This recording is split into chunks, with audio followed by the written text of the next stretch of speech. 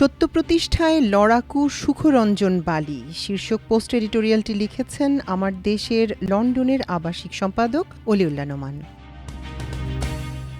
দেরিতে হলেও সুখরঞ্জন বালি অভিযোগ করেছেন আন্তর্জাতিক অপরাধ ট্রাইব্যুনালে। তাকে অপরাধ ও গুমের অভিযোগে শেখ হাসিনা সহ তৎকালীন সরকারের মন্ত্রী, ট্রাইব্যুনালের বিচারক সহ সংশ্লিষ্টদের মামলায় আসামি করা হয়েছে। শেখ হাসিনা আমলে হাজারো গুমের ঘটনা ঘটেছে। এর মধ্যে সুখরঞ্জন বালির ঘটনাটি ছিল ব্যতিক্রম। অন্য ঘটনাগুলোর প্রত্যক্ষদর্শী তেমন নেই, থাকলেও প্রকাশ করেননি তখন ভয়। কিন্তু সুখরঞ্জন বালির ঘটনাটি ছিল দিবালোকে, প্রকাশ্যে শত প্রত্যক্ষদর্শীর সামনে। তাকে উঠিয়ে নেওয়া হয় খোদ সুপ্রিম কোর্ট এরিয়ার বাউন্ডারির ভেতর থেকে। ট্রাইব্যুনালে প্রবেশ পথেই রুখে দেওয়া হয়েছিল আইনজীবীর গাড়ি। সুখরঞ্জনকে অপহরণের পরিকল্পনা মোতাবেক সকাল থেকে বিপুল সংখ্যক পুলিশ, ডিবি ও গোয়েন্দা সংস্থার লোকজন পাহারায় বসেন। অন্যান্য দিনের চেয়েও কিছুটা অস্বাভাবিক ছিল কোর্ট এলাকা। আইন শৃঙ্খলা বাহিনী ও সাদা পোশাকে গোয়েন্দাদের উপস্থিতি নজর কাড়ে সবার। শুরু হয় ট্রাইব্যুনালের প্রবেশ মুখে গাড়িতে তল্লাশি। প্রতিটি গাড়ি তল্লাশি করেছেন তারা। সুখরঞ্জন বালি ছিলেন আল্লামা সাঈদীর আইনজীবীর গাড়িতে। এই গাড়ি থামিয়ে দরজা খোলা হয়, যদিও মাঝের সিটে ছিলেন তিনি। পাশে তাকে আইনজীবীকে নামিয়ে সুখরঞ্জনকে টেনে নামায় গোয়েন্দারা। আইনজীবী ও গোয়েন্দাদের মধ্যে এ নিয়ে ধস্তাধস্তিও হয়। আইনজীবী সুখরঞ্জনকে টেনে ধরেন আটকানোর জন্য। গোয়েন্দারা টানেন তাদের অপেক্ষমান গাড়ির দিকে। এ অবস্থায় ঘটনাস্থলের প্রত্যক্ষদর্শী ছিলেন আইনজীবী, সাংবাদিক ও সাধারণ মানুষ। ট্রাইব্যুনালের গেটের সিসি ক্যামেরা তো ছিলই।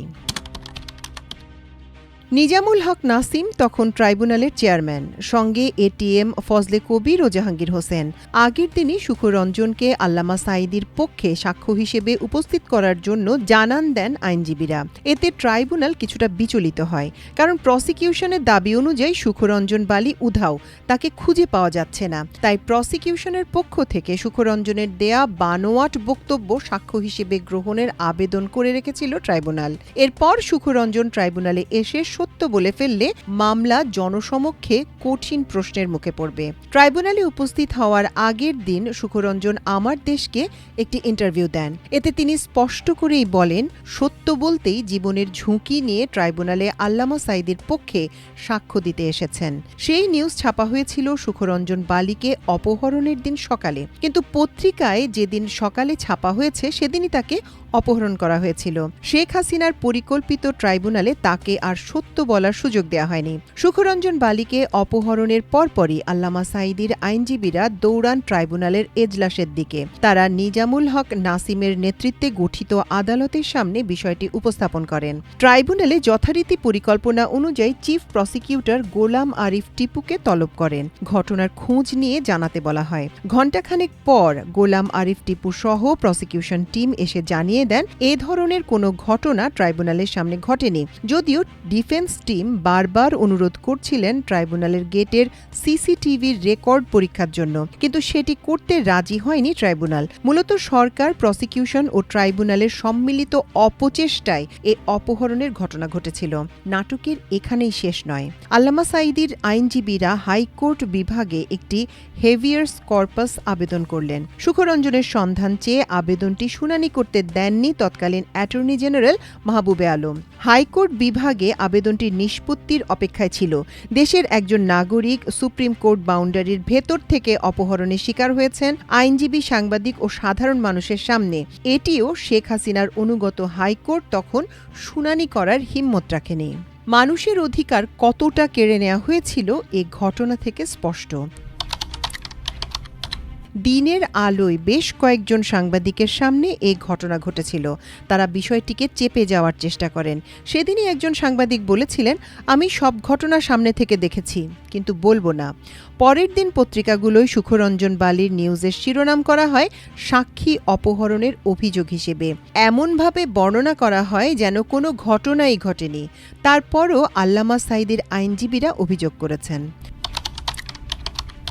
অপহরণের পর সুখরঞ্জনকে সোজা নিয়ে যাওয়া হয়েছিল ডিবিতে। সেখানেই রাখা হয়েছিল 3 মাস 13 দিন। এরপর পাচার করা হয় ভারতে। ইন্ডিয়া কিভাবে পাচার করা হয়েছিল সেই বর্ণনা দিয়েছিলেন আমার দেশের এই প্রতিবেদকের কাছে।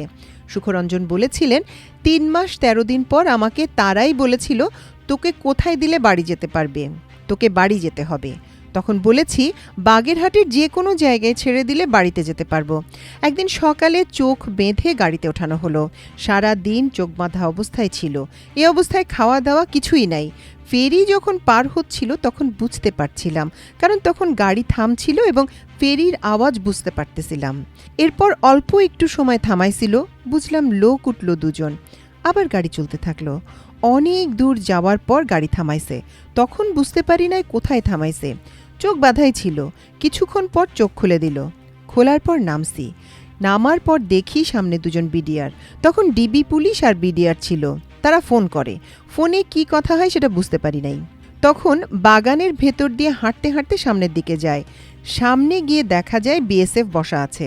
বিএসএফ তাকে প্রথমে নির্যাতন করে, তারপর অবৈধ অনুপ্রবেশের অভিযোগে মামলার পর পাঠানো হয় কোর্টে, সেখান থেকে কারাগারে। সুখরঞ্জন বালিকে ৫ নভেম্বর ২০১২ ট্রাইব্যুনালে নিয়ে যাচ্ছিলেন ডিফেন্স টিমের সিনিয়র আইনজীবী মিজানুল ইসলাম ও অ্যাডভোকেট মোহাম্মদ হাসানুল বান্না সোহাগের গাড়িতে করে। গাড়ির চালক সহ ৪ জন ছিলেন ওই গাড়িতে। অ্যাডভোকেট মিজানুল ইসলামের সঙ্গে দেখা করে ওই দিনের ঘটনা জানতে চাইলে তিনি বলেন, আমরা প্রতিদিনের মতোই ট্রাইব্যুনালে যাচ্ছিলাম। কোনোদিন গেটে আমাদের গাড়ি থামায়নি। ওই দিন গেটে যাওয়ার পর হঠাৎ করে গাড়ি থামায় পুলিশ। তিনি জানান, পুলিশের কাছে জানতে চাওয়া হলো কেন থামানো হয়েছে। জবাবে বলা হয়েছিল ওপরের নির্দেশ আছে। এই সময় দরজা খুলে সোহাগ অর্থাৎ আইনজীবী গাড়ি থেকে নেমে পরিস্থিতি জানার চেষ্টা করেন।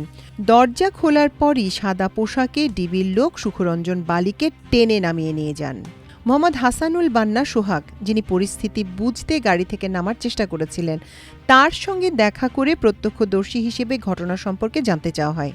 তিনি বলেন, গাড়ি থেকে নামার জন্য দরজা খোলা মাত্রই ডিবির লোকজন ঘিরে ফেলেন। তারা গাড়িতে উঁকি দিয়ে দেখেন সুখরঞ্জন বালি বসা, তাকে টেনে নামিয়ে নেন। তিনি আরও জানান, তাদের কাছে জানতে চাওয়া হয় কোথায় নিয়ে যাচ্ছেন। উত্তরে বলা হয় তার সঙ্গে কথা আছে, একটু কথা বলতে হবে। তিনি বলেন, তখন মনে করেছিলাম কথা বলে ছেড়ে দিবে, কিন্তু তারা সুখরঞ্জন বালিকে নিয়ে কোর্টে প্রবেশের গেটের দিকে যাচ্ছিলেন। তখন পুলিশ দুদিক থেকে তার হাতের ডানায় ধরে রাখে। আমিও তার এক হাত ধরে হাঁটতে থাকি। একটু আগানোর পর সাদা পোশাকে পুলিশের সংখ্যা আরও বেড়ে যায়। কোর্টের প্রবেশ গেট পার হওয়ার সময় এক ধরনের টানাটানি। আমার চেষ্টা ছিল যাতে কোর্ট গেটের বাইরে নিতে না পারে, তবে তাদের সঙ্গে কুলিয়ে ওঠা সম্ভব হয়নি। কোর্ট গেট পার হওয়ার পর তারা কার্ড দেখিয়ে বলে, আমরা প্রশাসনের লোক, আপনি চলে যান, নতুবা আপনাকেও নিয়ে যেতে বাধ্য হব। এরপর আর কিছুই করার ছিল না। এক পর্যায়ে সামনে থেকে একটা গাড়ি আসে, দ্রুত এটাতে উঠিয়ে নিয়ে চলে যায়। সুখরঞ্জন বালি অপহরণের সুষ্ঠু তদন্ত হোক, জড়িতদের ন্যায় বিচার নিশ্চিত করা গেলে ন্যায় বিচারের পথ কিছুটা হলেও উন্মুক্ত হবে।